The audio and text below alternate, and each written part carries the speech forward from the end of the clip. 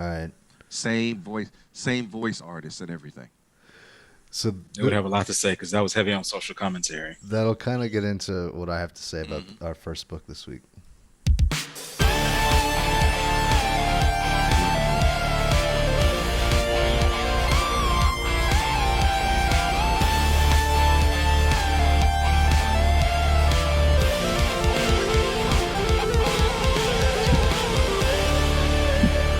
Hello and welcome to Corner Comics, your mostly weekly comic book reading club. I'm your host, Burkhoff. My friends and I get together. We share a few comics with each other, and then we talk about those comics. I'm joined by my friends, Russ and Emmanuel. This time I'm going to introduce you one by one so that you guys don't talk over each other, because apparently that's a comment Okay. that people have had about the show. So because Russ is to my right, Russ, how you doing today? And where can people find you on social media? I'm doing Splendor Fabulous, and you can find me at the following locations. You can find me at blacksuperherofan.com. You can find me at cornercomics.com. You can also find me, if you care about me personally, you can find me at walrus.org, WALLRUSS.org. You can also find me on Twitter at walrus. It's at WALLRUSS. And you can also find me here at Corner Comics and cornercomics.net. New articles upcoming. Emmanuel, how are you doing? Emmanuel. And where can people find you? I am doing amazing. You can find me on Instagram at EM_MAN_YOU_EL. After which, you can also find me at EmmanuelTheStory.com and CornerComics.net. Nice. All right, we've got 6 issues, 2 from each of us every week. That's kind of how we break it down and do it. I've got 2 brand new comics, both number 1 issues. I've got Penultiman number 1. This is from Ahoy Comics. We did do the issue number 0, I want to say 3 or 4 months ago, which I found really intriguing. That was a book that Emmanuel brought on. And my second issue is American Ronin number 1. And I'll get into a little bit why I picked this. This is from AWA Comics. And Emmanuel had one that was from AWA, I think 2 weeks ago or 3 weeks ago. This will be a studio to watch out for. Russ, which 2 comics do you have? I brought a book called Low, Low. It's an Image comic book. It's sci-fi. Uh, Rick Remender wrote it, and we'll get a little more in depth once we highlight the individual book. I also brought Falcon and Winter Soldier number 1. Normally, this isn't the kind of book I like, but I really like the new character they introduced. Sort of got me excited, and so I decided to share the book. Emmanuel. All right. My first comic is Transformers Back to the Future, issue number 1. This is a 2020 current issue. So it's by IDW Comics. We'll look out for that. And then Sandman issue or volume 2, issue number 19. This was 1989 when it first came out. So we'll talk more about it later. And when we get to that book, I'm going to say, Emmanuel, you got to put a disclaimer on some of these books, man. Bringing in these super intelligent, really thought-provoking, like I need I to like 'em. focus on these books. No, I I'm gonna got you. tell you, I got but you. anyway, I'll wait. We'll I'll wait. wait my turn. So, all right. Getting into it, first book of the week, Penultiman number 1. As I mentioned, Emmanuel brought issue number 0 on. I've been looking forward to this because we knew that it was coming. I think that it was supposed to come out way earlier than it has, but because of the pandemic and coronavirus, it took a few months, but it's finally here. So this is the story of a guy that is placed out of time and is a superhero in our time. Um, has a lot of like Dr. Manhattan type powers. Is sort of the simple, holistic, clean Superman like personality. But it takes place in sort of a kind of a goofy, more cartoony universe. So, what are your guys' thoughts on Penultimate number 1? I'll go if you don't Magnum. mind. I So don't mind. this gentleman had the main character, Penultimate, has some parenting issues. Very, very evident. It's just everything he does is because of that trauma that he has. He's a man child, and his alter ego is this passive old guy that has a desk job that gets no respect. It's very intriguing. All these things that I'm mentioning, they could have went south, but I'm intrigued by all of those things. This guy with parenting issues, he has so much power. I don't even know if they've covered the upper limits of his power. He's time displaced. I like it. I really, really like it. The art itself, I'm not in love with, but I see how it serves its purpose. All in all, I think this story, this issue, number 1, it's good. Had I not got into, or had we not gone over the issue 0, I would be less invested.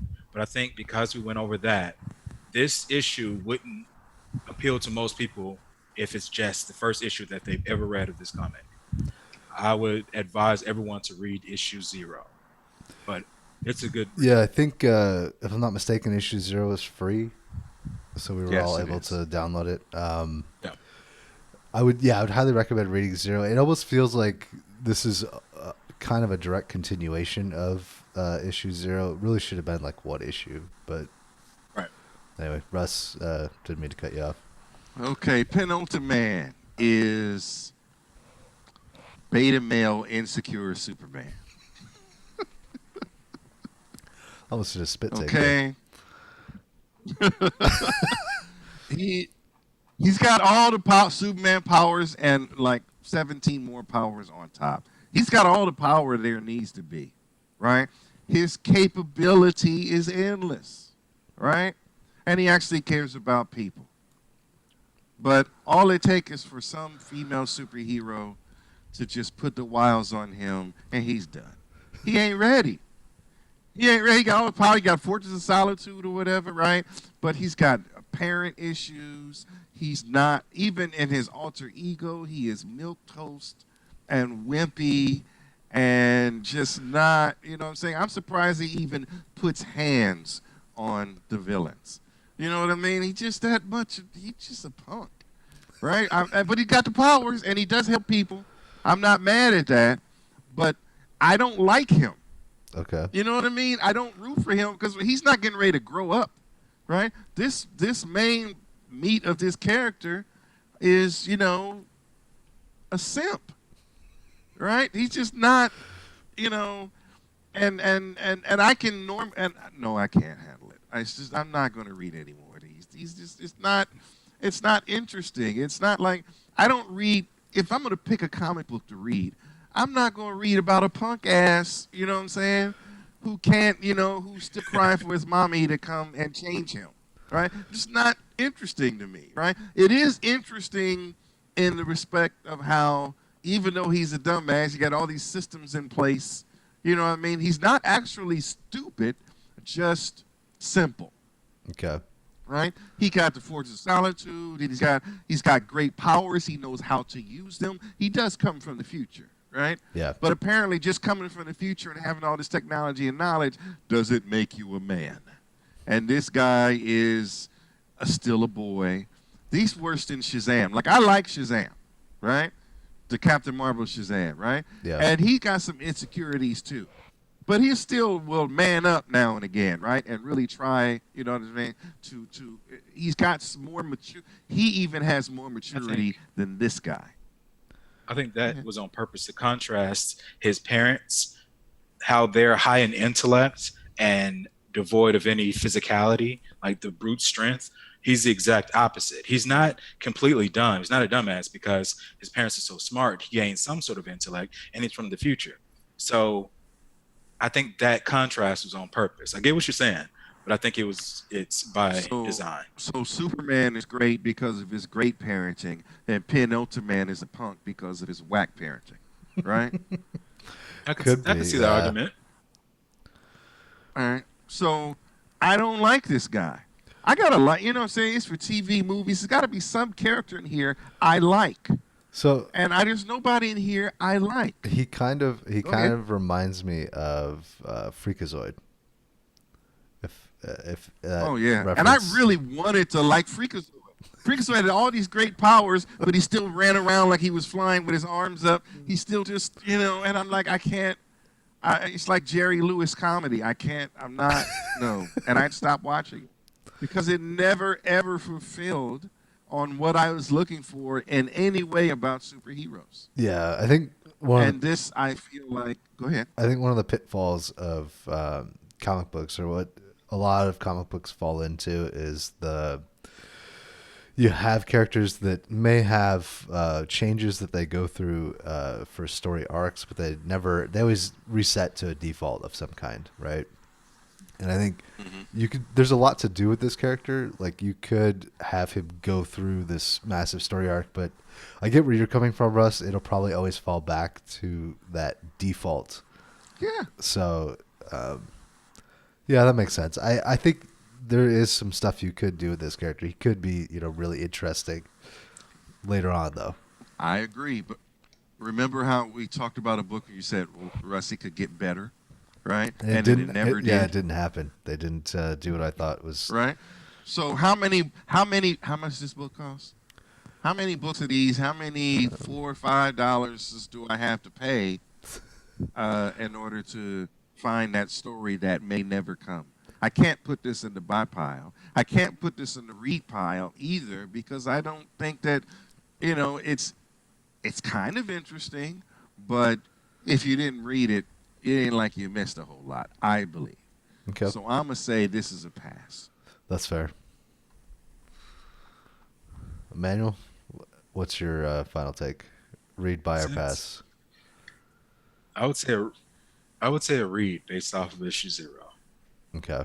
Read minus. All right. Do we have any final thoughts on Pass plus. Penultimate? All right, we'll move it Read along. minus, pass plus. My second issue this week is American Ronin. This is from AWA Comics, which is Artists, Writers, Artisans.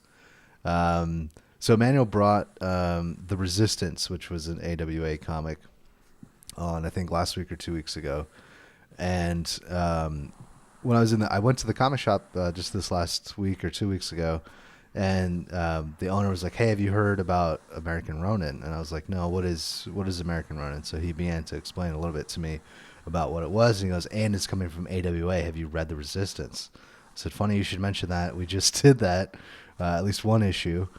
And he's like, "Yeah, there's some good stuff happening with this company. They're putting out some really good books." Consequently, I don't have it next to me, but I did pick this up in physical form. I'm really excited about this, the premise of the story and sort of what's going on. So I'm really curious to see what you guys think, because I think that this particular company and some of these titles are going to be talked about and probably popular in the future. Man. All right. So I'm absolutely in love with the plot, the premise. This character, the main character, the American Ronin, it goes more than just an empath. He has this empathic ability, but then he takes your DNA samples via saliva or whatever and combine it with the drug, and he's able to get inside your head and feel what you feel. Not to affect you personally as you're doing it, but he, like in a remote location, can have your thoughts, your emotions, your feelings, and then he uses that information to then assassinate or do. It's brilliant. I love the empathy. And then at the end of the comic, the writer goes on to talk about how he came up with this idea, his personal relationship with his brother, and how he wanted like empathy. And then what if there was a character that highlighted empathy? It's amazing. I really love this. Really looking forward to issue number 2. The art itself didn't scream out at me, but it's good. It's good. The story alone, the art could have been penciled, in my opinion, just stick figures, and I would have loved it because the plot, the characters, and the powers just drove it home for me. This is definitely a buy. Uh, Before you get into it, Russ, I'm going to say this is almost like pre cyberpunk. So it's like a world that's on the verge of becoming this dystopian cyberpunk place. Um, Go ahead, Russ. Sorry. So I like this book. I actually like this book a lot. I like the art. I like the story. I like an idea. Here's an assassin who never actually has to fire a shot. He kills you with empathy, Yeah. right? And I'm thinking, you know, in order to be able to write something like that, you got to be a decent writer, right? Someone has to be able to craft, like, how you kill somebody with empathy. Yeah. That, to me, and then when I look at the guy who wrote it, he wrote things like The Human Target, for I think it was for DC, and other things like that. Which means you got to have a sort of an understanding of people and what, you know, like a psychological understanding of people, or at least be able to sell that well. And he does that, right? There's a lot of, I won't say word balloons because they're squares, but there's a lot of inner monologue in this book. You know what I mean? Yeah. Narration, which really sells the story. Like, if you took the visuals away and you put this in the book, there's enough inner monologue here and writing that this could be an actual physical book. But on top of that, it looks good to me. I like the art. I really like the coloring. I gotta give the normally I don't give the colorer too much, you know. Uh, uh, uh, but There's the a inker, David Lorenzo, and Dean White, the colorist, there's a lot of they put depth. it down up in here. Yeah. Yeah, I really like that. So now, not only did I get a deep story, I got great art. It looks sort of meticulous. It's not the best art ever, but I really enjoyed watching it. Like, it was visually good to look at. It, you know, sort of a feast to me, sort of bountiful like that. It's realistic art. You know, it's not fantasy or anything like that. It's not everybody's in the right proportion. They look like real humans. The sweat on people's faces, all the, you know, the facial expressions, but the writing is really what the star of this book. All Yeah. that said, the writing is the star of this book.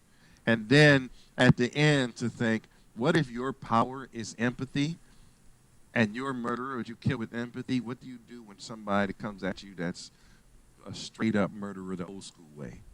Can you beat them?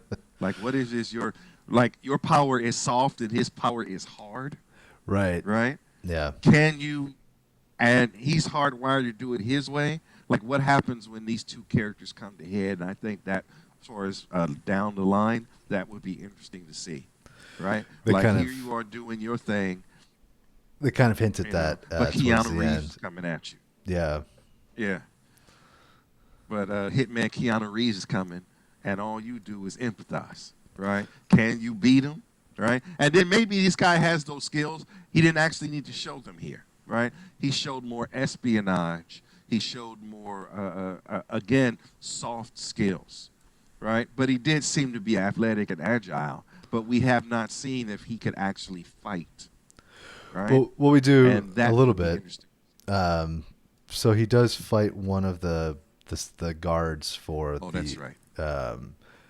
But it's implied that the only reason that he was able to beat that guy was because he took advantage of his unassuming nature, right? What is that? What does that internet mean where a guy goes, the black guy does this? He puts his finger to his temple. Anyway, yeah, so, and it's not actually, I mean, there's a chemical involved, but apparently he has some skill with it otherwise. So it's not necessarily a superpower per se, even though there is a drug you take. But that was interesting to me. I would say this is a buy. It looks good, good story. good dialogue. Uh, uh, Definitely something that I think you enjoy owning. It'll be interesting. Those are my It'll be interesting to see if maybe he has kind of like rogue-like powers, like Rogue from the X-Men, where like if he touches somebody, maybe he gets glimpses. He doesn't get the full-on effect, but uh, maybe they're like subtle hints and stuff. They didn't really go into that.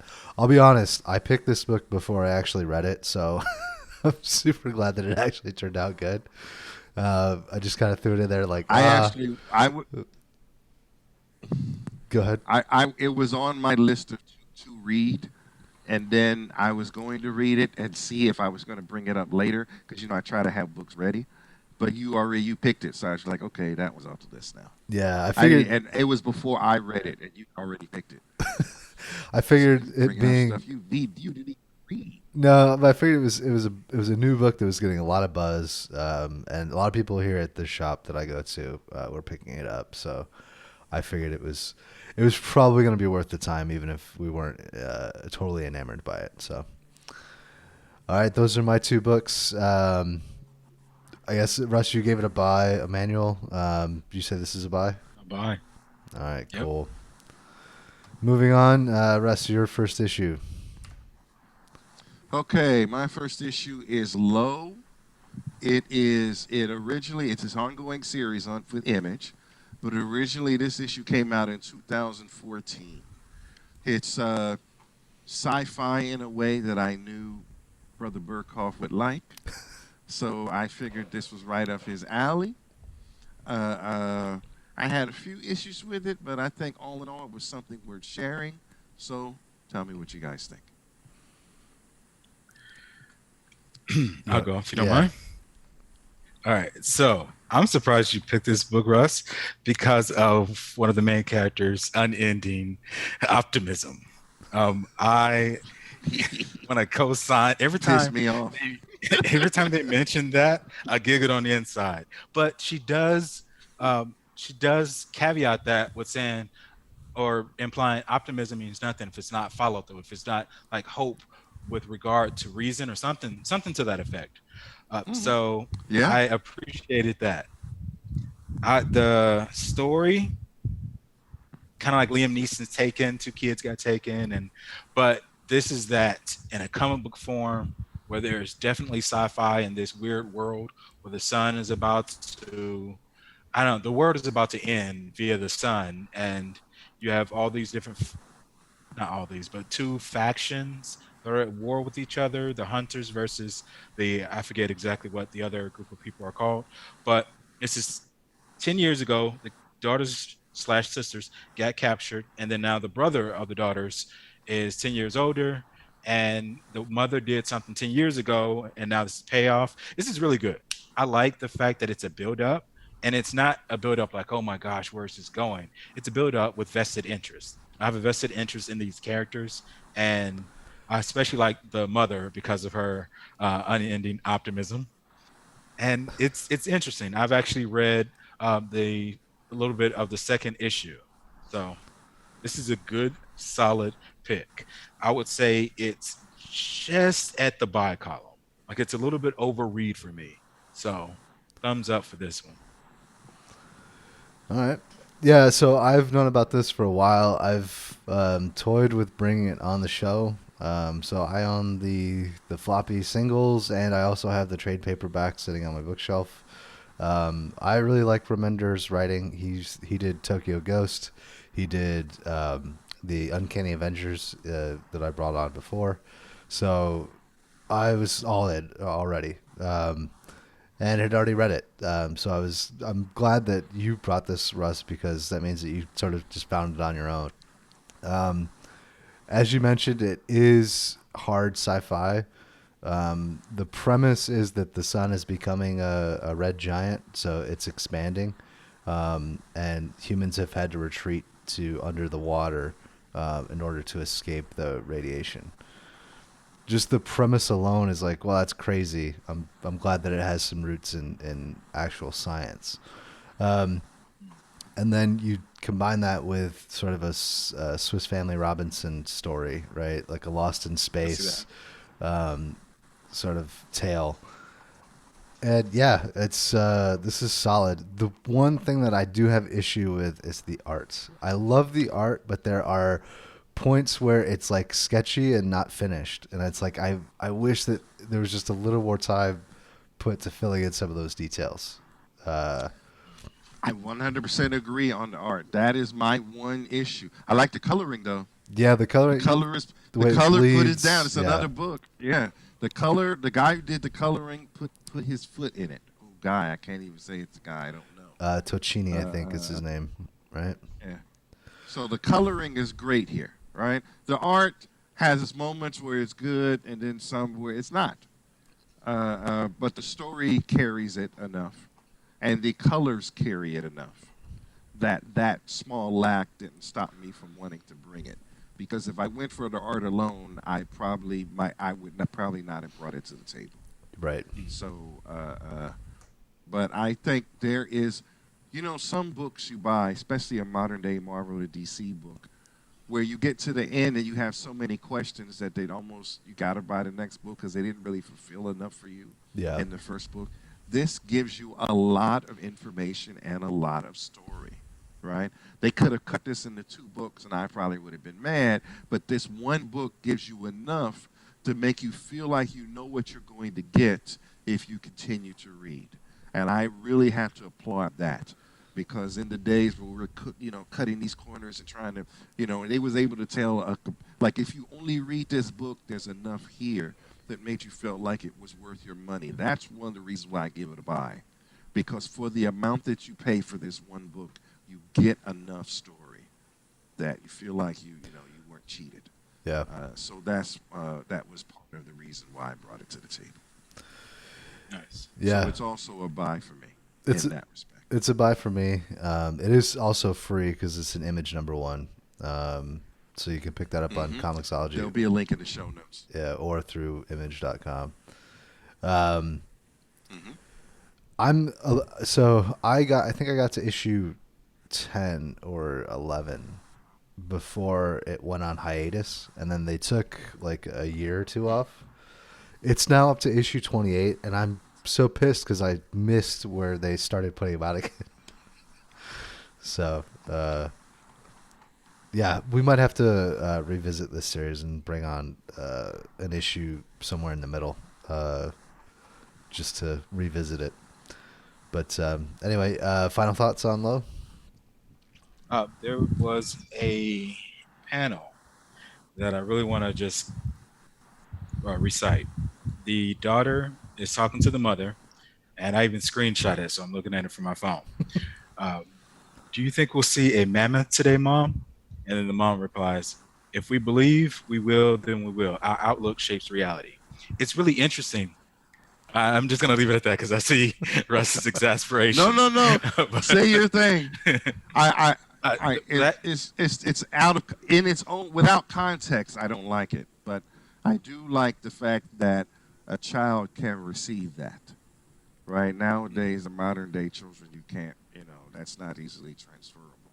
So it speaks to her raising an inquisitive daughter enough who wants to see the science, but also has the positive thinking, can feel like their thoughts affect the world. They're not disaffected. They're not disenfranchised. That's what I wanted to highlight and capitalize on. That type of writing, that different layers of thought, my perception, and the way the world is internally versus the way the world is externally, that type of writing, it's great. It's amazing. So that's what just shifted this from a read to a buy for me. Okay. All right. Yeah. Moving on then. It's my book. All right. My next book is Falcon and Winter Soldier #1. Came out this year. I think they're on number 3 or 4 now, maybe a little later. And Falcon and Winter Soldier, 2 former Americas, Bucky America and Falcon America. Bird America, whatever. They both are in this book, and they're teaming up, and there's some skills, and in and out of their costume. And with that said, what do you guys think? You want to go ahead, Give it to Emmanuel? me, Rio. I'll go. All right. So I can take it. I don't really like the buddy comedy.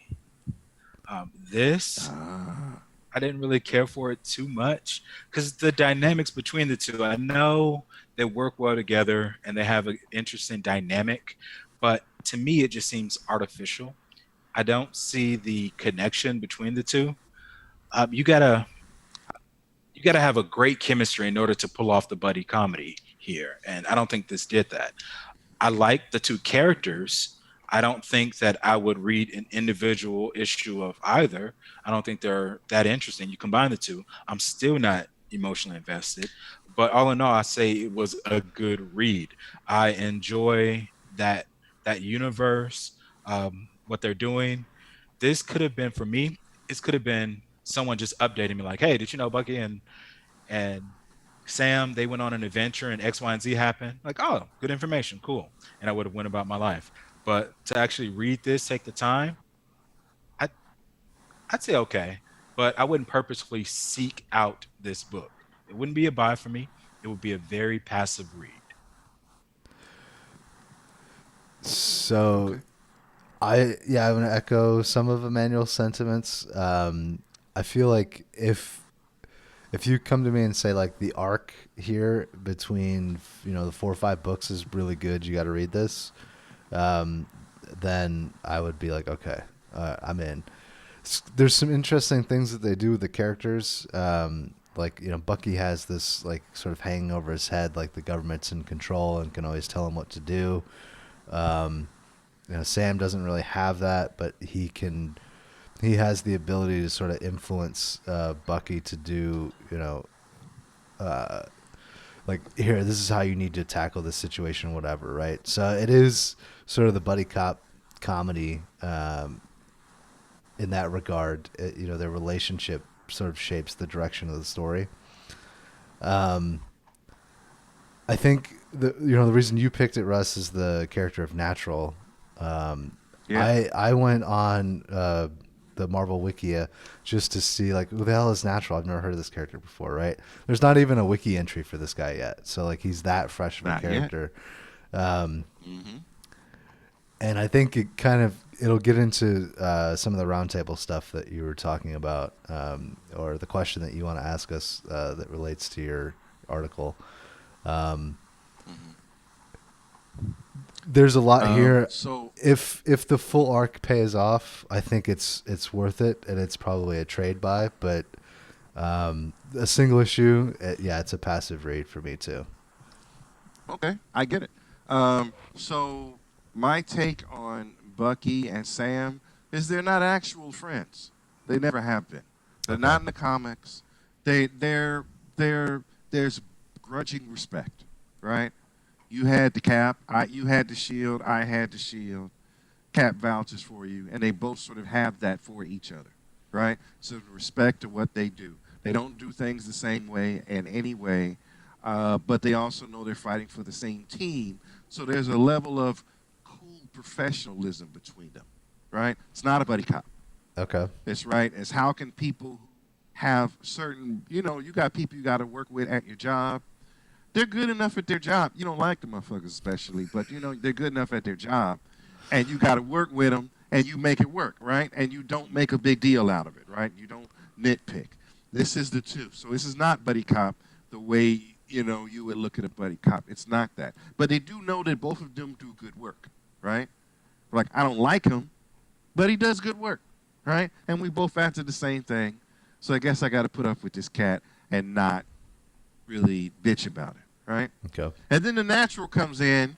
This kid, and it's a kid who kicks both of their asses at the same time, talking about I really admire you, Yeah. right? When you got somebody that can beat up two former Americas at the same time, right?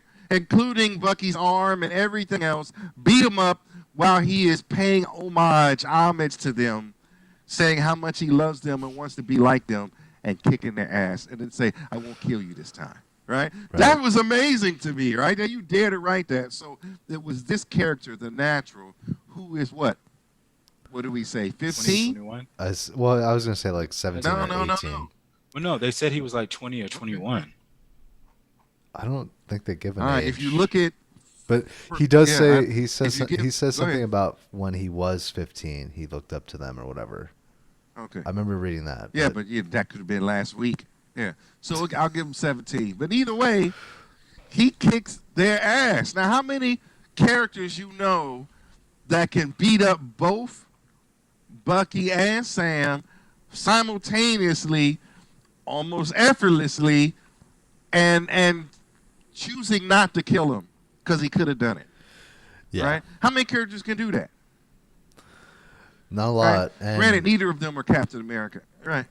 yeah, and he's a preppy white kid too with blonde hair, which is even more annoying. Yes. So he irks me, right? But he's still respected. You know how you say kids ain't got no respect today? This kid had respect, Yeah, right? I couldn't argue that. He respected them. He admired them. He told them that a bunch of what he does is modeled after them and did kick their ass while still giving them love. I couldn't hate him like I would hate a millennial because he respected them. And he didn't kill him. Out of respect. I think he even says it. Out of respect, I'm not going to kill you today. Right? Yeah. I'm like, damn, I can't hate a millennial like that. Right? So for me, and granted, he doesn't even come into the last third of the book. Right? So I get it. You had to go through some other stuff to get there. But I think the potential of this character is so great. Like, what if he's who is the guy who can do everything you do after he sees you do it? Taskmaster. Yeah. Imagine a young Taskmaster who has all the training and is 17. Right? Oh, that was a good move. Let me see if I can do it. Oh, I can. Right? And is apparently employed by Hydra, or at least is implied that he's employed by Hydra, which is kind of scary. Yeah, but employment contracts are made to be broken. He can quit them, right? So now I would say going forward, Sam would want to change him, Yeah, right? Yeah. Because that's Falcon, the social worker, right? And Bucky would just be like, I got to break him, right? And so Yeah. how they deal with that also becomes a possibility of it going forward, because he is a character in this arc and in this series. So that interests me. So again, I'm not saying you got to buy it, but this character is interesting and I think worth your viewing, reading, perhaps in the trade. Perhaps if I find that the book does elevate as I would like it to, then I will bring it back a future issue again. yeah. Depending on what they So do, passive reads from the two of you. yeah. Depending on what they do with this character, it could be a collector buy later on, right? Because if natural becomes a character that a lot of people like, this is the first appearance. Yeah.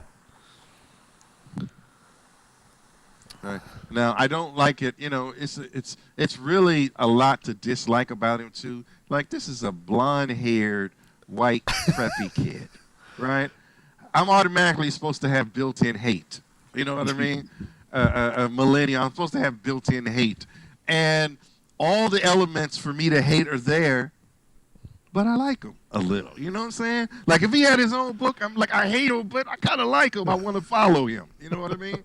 So that's sort of why I wanted to bring it. So I hope you at least enjoyed the little bit of the Natural that you got to see. Yeah. But again, pass it reads from you both. Mhm. Any final thoughts? No, No? I think that's it. Yeah. All right, right. Manuel, take it away. All right, my first issue is Transformers, issue number 1, 2020, by IDW Comics. And IDW stands for, I have to look this up, Idea and Design Works. And this combines two of your favorite franchises, Transformers and Back to the Future. So, what do you guys think? Dude, IDW and I can't. Who are they the ones doing the Mighty Morphin Power Rangers stuff? They might be, but it might be that other one. I don't remember. The Mighty Morphin Power Rangers and Teenage Mutant Ninja Turtles? yeah, that crossover. That's IDW, Yeah, right? I think so. Mhm. IDW think is so. like the king of 90s nostalgia right now, and they're just like, if you're a 90s kid, you need to read our books. That's kind of where I'm at with this. I almost bought this, but I was on the fence because I wasn't really sure. The fact that, Manuel, you brought this, I'm going to go back to the shop and probably pick it up and put it on my pull list just because this is so crazy and such an awesome combination of both of these franchises. Like, um, yeah, it does. It does what it sets out to do, and that is, like I said, if you're a '90s kid, you grew up with the Transformers and Back to the Future. We're going to tell a story that's respective of or respectful of both of those franchises and do it in an interesting way. Um, I love that the DeLorean is an Autobot, and Because what if he was a Decepticon? right, yeah. And what happens there? But yeah, Russ, your thoughts? Okay, now, if you don't like Back to the Future, because Back to the Future was what, 90s? So if we got kids that it's 2020. So if we got kids buying comics that weren't in the eye of the parents when Back to the Future came out. So I remember speaking to someone, showing someone your age and went to school with you guys, having them watch Back to the Future the first time. Okay. They liked the first one. They didn't like the ones after. But there are a lot of people that don't know anything about this. So if you don't have a built-in, because there's a lot, they do, like you said, they do a great job of showing that they know this stuff. They know the Transformers. They know Back to the Future, right? Yeah. You can tell that whoever wrote this not only knows but has some love. There's the subtleties and the different things that you see that can only come from someone who actually watched those movies more than once. You know what I mean? And watched those animated series more than once. So this is done with love. So if you love the Transformers, and these are the old school Transformers, not the new Galvatron Transformers, Yeah. Optimus Prime. So if you love those Transformers and you love Back to the Future, this is a buy. Straight up, right? Everything you love about that stuff is here. If you don't know them, however, then I'm not sure if there's something here for you at all. You know what I mean? I'm sure everyone knows the Transformers, right? You can't not know because they keep reinventing them almost as fast as they do the Turtles, right? But Back to the Future hasn't been. Yeah. So, has it? Well, I was gonna say I'll let you okay. I'll let you finish that thought, but I think this is a good introduction to the Back to the Future universe because Marty McFly is sort of that suburban teenager, I think if you like the Transformers now and you're a younger kid and you pick this up and you're like, oh, Marty McFly is kind of a cool character, you might go back and watch the Zemeckis films. You know what I mean? So, okay, I can accept that. So for me, if you're a fan of these two series, it's a buy. If you're a fan of one of the series or less, it's more of a read or a trade paperback buy. Okay. That's sort of my take. Understandable. Did I enjoy it? Yeah, I loved it. And I remember thinking, and I remember when they were talking about doing this series months ago, maybe last year, where they were going to say they were going to make the DeLorean an Autobot, and then I sort of forgot about it because you didn't hear anything about it. Right. But I remember as I was reading it, I was like, what if the DeLorean? And then at the end, right? And I was like, okay, you did what you were supposed to do. I'm going to follow this series because I am a fan of this stuff. And so thank you. Good fan service here. Yeah, I think it's a limited series, right? It's 1 of 5 or 1 of 4. I would think so. I don't think they're going to go all the way with this. Like 20, 30, 40, 50 issues. I think you run out of story. I mean, it'd be hard to do an ongoing with this, especially with licensed content. Keep paying that license. Yeah. But, Yeah, if there's still if he still has some number one issues, I'm gonna pick this up and I'll probably put it on my pull list for the full run. If not, I'm gonna go back and buy the trade for sure. Um, all right, Beautiful. coming up on our last issue of the week, Emmanuel, your second issue. Okay. So let me preface this. Neil Gaiman's Sandman. Years ago, I had always thought Neil Gaiman was one of those weird out there writers. Just recently, I've gotten into his writing, just the Sandman writing, actually. I think I had another issue about dreams months ago that Yeah, was like a fever dream. It was really crazy, hard to make sense of. This, however, I started reading more about Neil Gaiman's Sandman, how he's the god of dreams, and how he made this pact with William Shakespeare years ago, issues ago. This is back in issue number 1. He made a pact with him, and this is alluded to in this issue number 19, where um, if William Shakespeare writes two, I believe it's two, maybe three plays, he gives he, meaning Sandman, gives William Shakespeare his heart's desire. And Sandman is one of those characters that are of myth and lore, like Puck from A Midsummer Night's Dream and all these other fantastical creatures that actually exist, that actually predate human or mankind, and they exist in another realm. It's so much in this. And I really liked the play of A Midsummer Night's Dream. I don't know why it resonated with me as a preteen, actually. It was middle school in which I first got introduced to Shakespeare's writing, and I've always had this affinity for A Midsummer Night's Dream. So to read a comic book, Neil Gaiman, who I'm recently fascinated by his writing, and it highlights and pinpoints what happens in this world where this play was made because of a pact with the god. It just intrigued me on multiple levels. What you guys think? one read is not enough. You got to read this shit like 3 times for you to understand everything that's going on. Um, this is dense and highbrow and very intellectual. Highbrow. Um, yeah, it's so the artwork I like. Being an '80s book, it's a lot better than I remember these books being. Um, and when I would have come across these originally, I would not have. I would have flipped through it and probably put it back, because it's it's dense, dude. This thing is just. This is. Yeah, it is. I don't. I don't really know that I have a whole lot to say. Um, you do have, Shakespeare that's made this pact with Sandman. I feel like that trope has been done before, like historical fiction about William Shakespeare, making a deal with demons or making a deal with the devil or whatever, and his writing not really being his own, just because um, we put his writing so far up on the pedestal of, like it's the ultimate, uh, English. I don't know. It's just, it's something that everybody studies, and so I feel like that trope has been done before. It is kind of interesting. There's a lot of characters to follow here, and a lot of different little tiny story threads. Um, I don't know how I feel about this.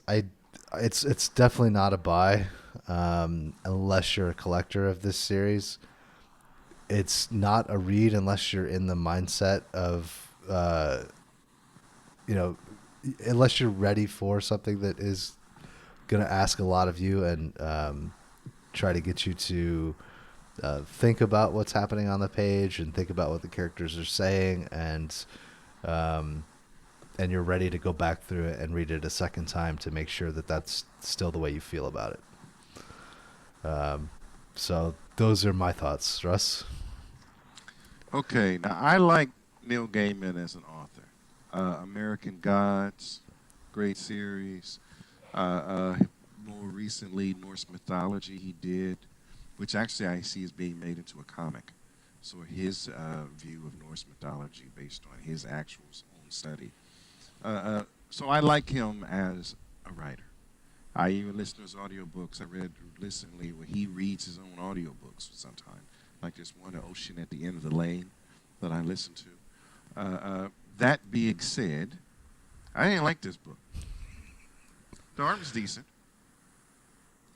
But when I look at who in here, because I always look in a book, who am I supposed to like?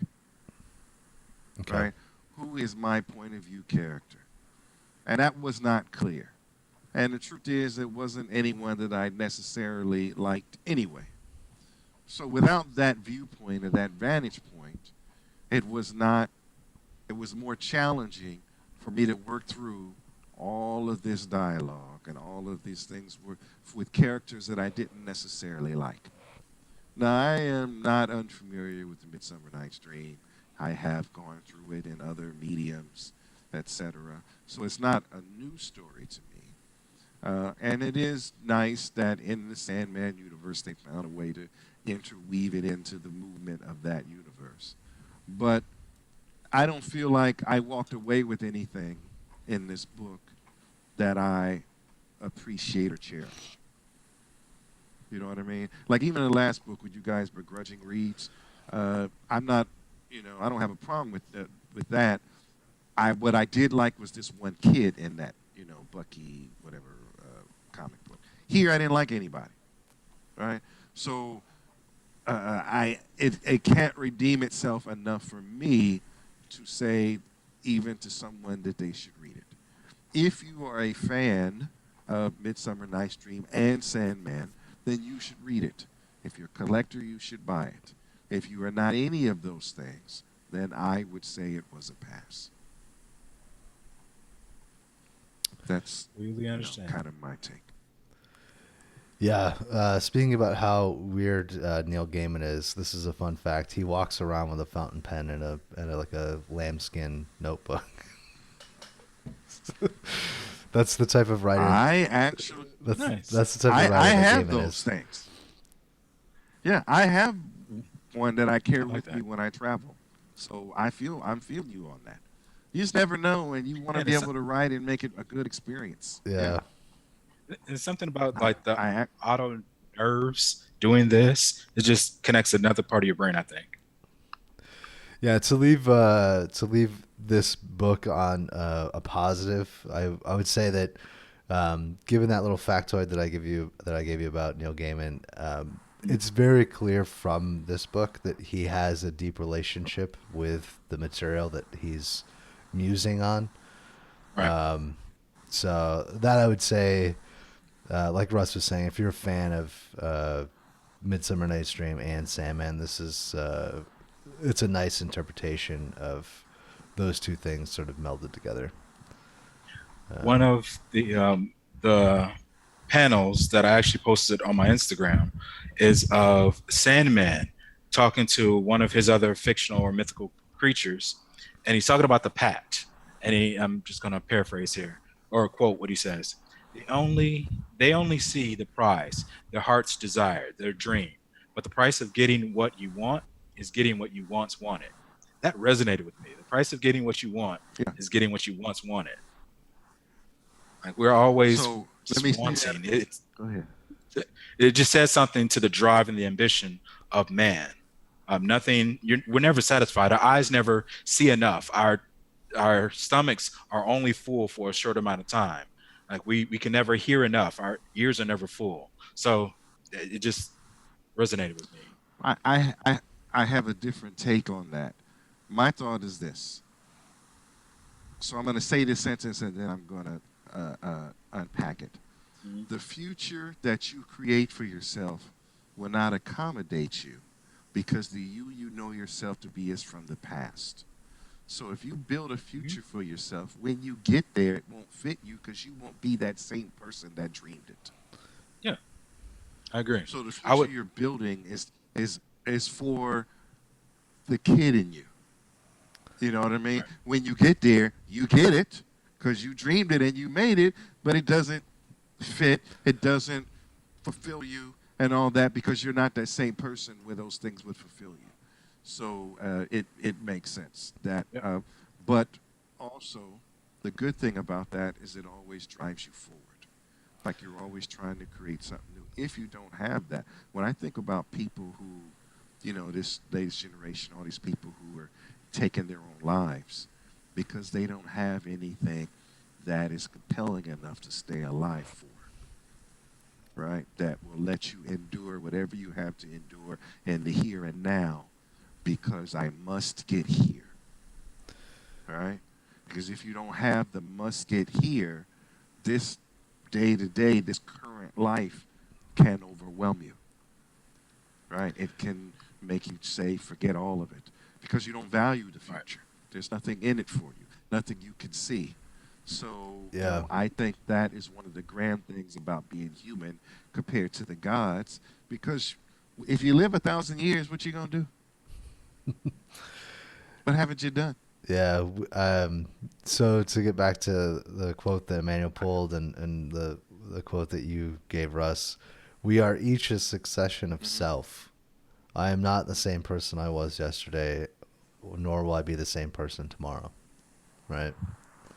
Like our But concept I of have to keep moving forward. right. That the concept of each of us as being this static. It's just not a reality, right? We're ever changing. But what about people who tell you, what about people that tell you, well, that's how I am? That's how they continue to choose to be. Okay, so it's not it's not like they're stuck. It's that they don't want to change. I would say so. I They mean, don't want to be anything being different. being habitual, performing the same habits over and over, there's comfort in that. There's a sense of safety in that, and the masses choose to perpetuate that. It's comfortable and it's safe. It's what they know. But growth is life. No one or no thing that grows stays where it is. We all our cells replenish what every 7 years or so. I'm not sure about that exact date, but we all grow, and the mature of us Or grow die. mentally as well as physically. Very true. Yeah, that's the choice in life: is grow or die. All right, and Yep. some people are alive and dying. Right, you can see them wasting away, dying and suffering or whatever. But suffering is also living too. So you can be a deeper sufferer. And on But that, I appreciate you guys' read, and I appreciate you guys' thoughts on this. Um, yeah, I'm really glad you guys at least had some sort of reaction towards it instead of meh. I'm really curious to see what your journey with Gaiman's writing, where that takes you. So I'm curious. Keep us updated, and yeah, let us know like what some of your favorite stuff is that he's done. We'll do. So, all right, moving on, we're going to get into the roundtable. We got a couple of items here to talk about. Emmanuel, you dropped this into the notes, right? Invincible is finally happening as an animated series. Yes, it is going to be on Amazon Prime, Amazon Video. Oh, I have reviewed this book years ago. I want to say, like when we first, the first incarnation of this, and then it's just there's so much to say about Invincible. I love that character. Of course, it no longer exists. The book is discontinued. Um, Well, it's not discontinued. It's ended. yeah, He told his story. Yeah. Same like the story. Savage Dragon. The Savage Dragon went through, had an animated series, had everything, and then now the Savage Dragon continues, but that original character, Savage Dragon, is dead. And Yeah, it's not coming like- back. it's not like Spider-Man in that it has like 50 incarnations or anything. It was just one and done, which they kind of rebooted it sort of with the timeline, but it's done. The story has been told. I appreciate it. I love it. The fact that it looks as if it's staying true to the comic version as well. There's the trailer is on YouTube. Find it wherever you find your trailers. Invincible. There's a scene where he and his father are in the sky and they're talking, and his father's giving him the rundown about his powers. I'm just geeked about this entire series. I love it. I love it. I love it. Now all that I need to do is do Invincible or Why the Last Man. That would just make my whole life right I there. think they've been working on trying to do a Why the Last Man series for years. Yeah, yeah. Yeah. hmm So They're working on it, but Yeah. coronavirus being what it is. I feel like that isn't that going to be a Prime series too? Isn't that who picked it up? I Was don't know. Amazon I Prime? think so. I feel like it could be, but who knows if it finally gets made or someone else own it or not. Yeah. You know what I mean? So we'll see. All right. So I had a question in the roundtable show notes. Emmanuel, first I have to ask: are you going to read the current run of Thor, and or have you gotten caught up to the most recent issue? I have not Do you gotten care caught if we up talk to about the it? recent issue. Yeah. No. Speak about it because it's not going to spoil it for me. It's only going to entice me to read it more. Okay, so this is kind of a huge spoiler. So yeah, spoiler warning. In issue 6, I believe it is, of the most recent run of Thor, Thor kills Galactus. And Russ, you had brought this up. You're like, dude, are you caught up on reading Thor? And I was like, no, I'm not. I finally got caught up. And you had huge issue with the fact that he kills Galactus, right? Yes. Okay, you want me to talk about it? Yes. All right. Here's the deal. Okay, let's go back 5 current years in comics where there was the unworthy Thor, right? And he didn't have his hammer, and he basically was like a angry Luke Cage with a little more strength. He couldn't fly, couldn't do any of those things, right? He Yeah. wasn't Superman level by any means. You take away the hammer, he was just, he was strong, he could fight, and he was long-lived, but he was just, Now all of a sudden, you give him the Odin power, okay. Now, Galactus gives him some power cosmic, and all of a sudden, he's more powerful than Galactus. Do you really think? I mean, that's like saying the Silver Surfer could beat Galactus. They leveled him up like 5 times in order to make that happen in one issue. Right? If you look at every one of these tropes where you have level up, where you have Goku leveling up, or in Bleach, where they level up after a series, right? It's one level. They leveled him up 5 levels. Right? What the hell? Right? There's no justification. There's no iteration. There's just all of a sudden, now he can just be like, no, I'm taking your power, Galactus, and I'm over here. When did he get that power? When did that ever happen in the comics? It's just all of a sudden in this one issue, right?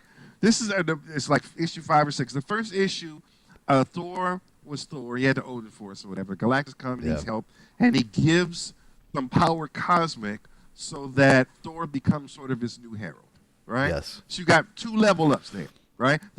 Only 1 level up happened prior to this because he got the Odin Force, right? And you got another level up because we got the power cosmic. I don't like it, but I can handle those level ups, right? I'm cool with that, Yeah. right? Now, he's more powerful than Galactus, so much more powerful that he could just be like, bitch, right? Well, yeah. That's like 5 level up. And then the dude that apparently made Galactus and is more powerful than Galactus, shut up. No! There's no justification for that power. There's no way that it happened. You don't all of a sudden one issue this level and all of a sudden 5 levels higher. The one thing that I will Right? say, Are you just mad because Superman? Go ahead. the one thing I will say, and we did bring this up when we brought in, I think, issue 3 or 4. Maybe it was issue 2, something like that. It was like when this run first started. You had brought it on, and I was like, oh shit, I gotta start reading Thor. But he throws the hammer through Galactus's hand, or like blasts off one of his fingers or something. So it's foreshadowed. Mm-hmm. But I agree with you. Like, I don't understand how. So Galactus is gonna give you some of his power cosmic. He's never gonna give you more power than. He's not gonna give Not you even half as much as That's him. what I'm saying. Like, he's never gonna give you enough power to kill him. Like, that totally does not make sense. So I'm Yes. kind of pissed. I do like that it was foreshadowed in the earlier issues. I don't know really what this means though for the Marvel universe as a whole, because it kind of, the fact that this happened in Thor by itself, it doesn't happen in a vacuum, but it's like, I don't know. Usually when stuff like this happens and it's universe changing, it's in, one of the crossover books or like the event books. This is just in Thor by itself. So what does it really mean? Like Galactus has got to be resurrected at some point, right? Something's got to happen to bring him back. Either way, and I'm gonna tell you, I read the book after that. Now, Thor can fly now without the hammer. Yeah. Get the fuck out of here. With all his strength, because you remember back 5 years ago, you thought he should be able to take on Superman, but he couldn't fly without the hammer. Right. And we agreed that without the hammer, he wasn't really viable as a Superman level character. Yeah, he's not Now, really flying. you didn't make him powerful, right? Because now you have an argument to say, yeah, Thor can beat Superman, right? Because of some bullshitified, we just decided he can, right? We ain't got to prove it. We Marvel Comics, we just make shit up, right? No, right? Now you try to make him, he's at the level of Superman. And I'm not really mad that if you would have got him there gradually, right? If you'd have taken a few years, you know what I'm saying, to get him to that level, I'm not mad at that. Forgive my right? ignorance. But here's the thing. He's not as smart. Go ahead. But since Odin died, Odin is in Odin's sleep where he died, and now Thor is the Allfather. Didn't that level him up?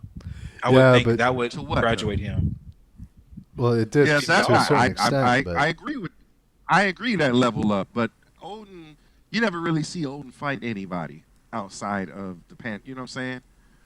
And here's the thing about God, small g. Norse gods are not immortal, right? They die. Whatever the Roman, whoever Zeus is, whatever those pantheon of gods, they die. They live forever. They're immortal, right? So gods really is just, and remember, if we go to the MCEU, they're not actually gods. They just have better technology, right?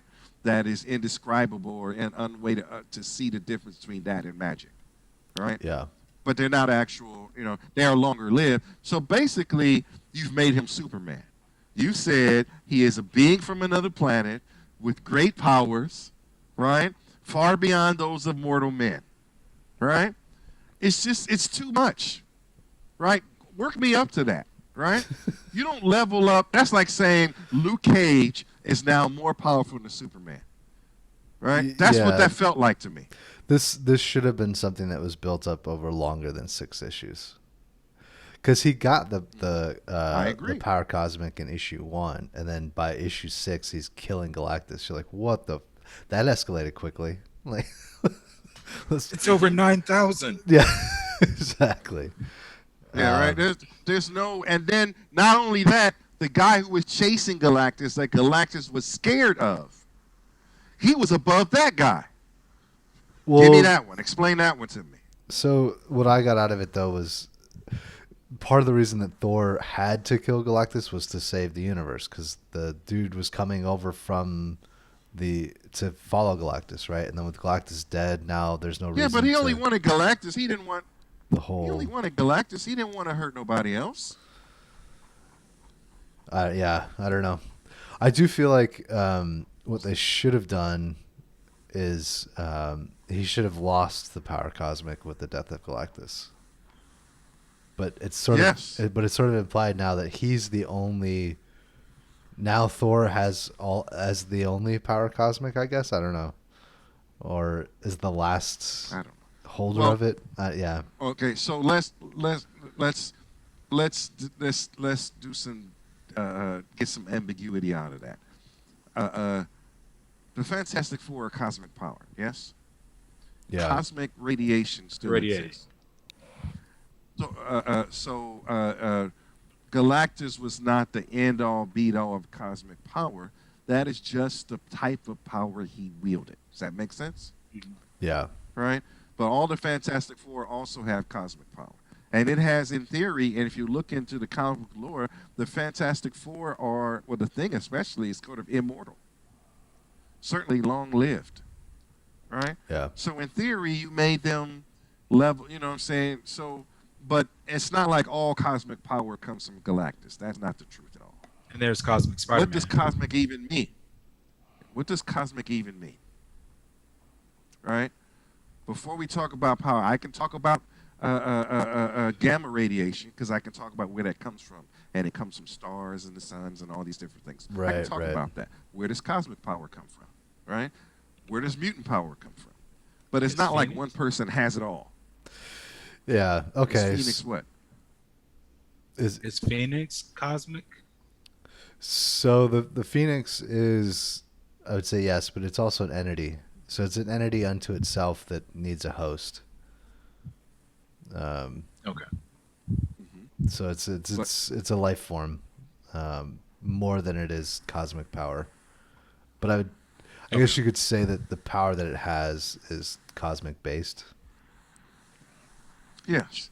So don't just, just because Galactus, I am the power cosmic. That's like saying Thor, like, I am a god. No, you're not. You're just an alien who lives long. What makes Thor a god? Does he get stronger if you believe in him? No.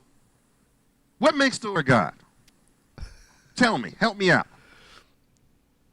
Been around longer? Yeah, Yes. the That makes him mythology. a god? Yeah, the mythology is what makes him a god. So mythology, which is all friggin' lies and stories, right? It's all we believe. It's just like a good story, right? There's no mythology. It's not like the Bible. There's no literal mythology. Is supposed to be mythical, not literal, Yeah. right? It's not actually. That doesn't make him a god. We just call him that, right? Is Storm a god? A goddess? Right? She's got all the power. Right. She can call down the lightning. Yeah. Her power works in space. Right? Do you have to be able to breathe in space to be a god? Is Goku a god? No. Come on, we've all seen Dragon Ball Z. But what's the difference Well, between him and I don't know. what's the difference between him and I guess you could. I guess you could say that because he's come back from death. So I don't know. is Superman a god? Superman has punched gods in the face. He's come Kicks back their from ass. death? So Is this is Superman a god? this is gonna be Yes. this is gonna be super controversial. Goku is on the same level as Jesus because he was he was resurrected. But now, so is Thor. And now you become all the way back full circle. And now you've given me Thor has got the power of Jesus. Right? Isn't that what they give? What's the limit? I What's don't the know, limit? but I think he'll definitely use that turning water into wine power. That's gonna come in handy for Thor. No. Th- Water into mead. there That'd is be great. There is some new stuff coming. You'll have to read the latest book to see Yeah. the end of it, to see sort of some new stuff on the horizon for Thor. But that really, I liked that Thor comic, this latest Thor comic, until that happened. Now I'm pissed off. Yeah, I can see that. Like I said, I think it should have taken a lot longer to build up to that, and I feel like he should have. Yeah. I feel like he should have lost the power cosmic in killing Galactus. Either it was because the power was coming directly from Galactus, or Galactus being alive somehow kept Thor empowered, or by him expelling all of the energy in order to kill Galactus or whatever. So I feel like he should have given that up with the death of Galactus. All right, so I'm going to see if you can still be pissed off with the next issue. So we can rediscuss it if you like All right. after you read the latest issue of Thor. Okay. We can revisit it. All right. Do we have any other items to go through? I guess we should say if you've made it this far, you're listening on Spotify, iTunes, Google. Thank you for listening to us on your favorite podcatchers. If you want to watch us live, you can do so on twitch.tv/cornercomics. If you happen to miss an episode, I'm still going back through and adding all of the old episodes to our website and getting those show notes up. So you can go to cornercomics.net to check out archived versions of the show. And on that note, I guess we'll go ahead and call the episode. It's been a good one, guys. Any final? Yes, it has. Any final thoughts? Still not an X-Men fan? Peace. Now becoming not a Thor fan.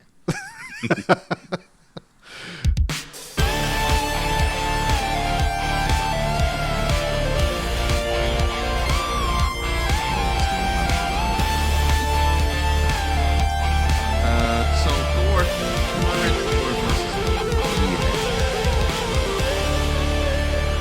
Goku. If Thor now versus Goku, who wins that fight? Thor, easy. Thor.